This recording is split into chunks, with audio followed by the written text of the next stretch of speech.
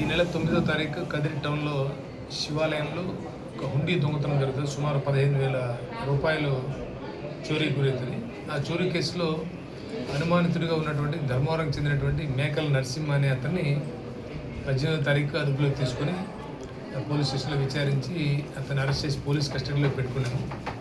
Police కస్టడీలో నుంచి అతను తప్పించుకొని పారిపోతే పోలీస్ కస్టడీలో తప్పించుకొని పారిపోయాడని చెప్పి మరొక కేసు కూడా నమోదు చేయడం జరిగింది. ఇతన్ని పట్టుకునే క్రమంలో కదిరి డిఎస్పీ శివనారాయణ స్వామి సారు మా ఎస్పీ గారి ఆదేశాల మేరకు ప్రత్యేక బృందాలు ఏర్పాటు చేశాము. అన్ని కోణాల్లో దర్యాప్తు చేసి నిన్న అతను తిరుపతి దగ్గర ఉన్నటువంటి గూడూరు రైల్వే స్టేషన్లో ఉన్నాడని చెప్పి సమాచారం రావడంతో మా ఎస్ఐ ధనంజయ రెడ్డి తర్వాత సిబ్బంది అందరూ వెళ్ళి అతన్ని అక్కడ అదుపులోకి తీసుకున్నారు.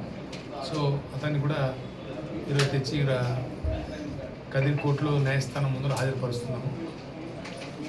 సో అతని పైన కూడా కఠినమైన చర్యలు తీసుకుంటాము. గతంలో అతను పలు కేసుల్లో కూడా నిందితుడు, చోరీ కేసుల్లో, తర్వాత ఈ పోలీస్ కస్టడీలను తప్పించుకునే ఈ కేసులో కూడా అతని పైన కఠినమైన చర్యలు తీసుకుంటాం.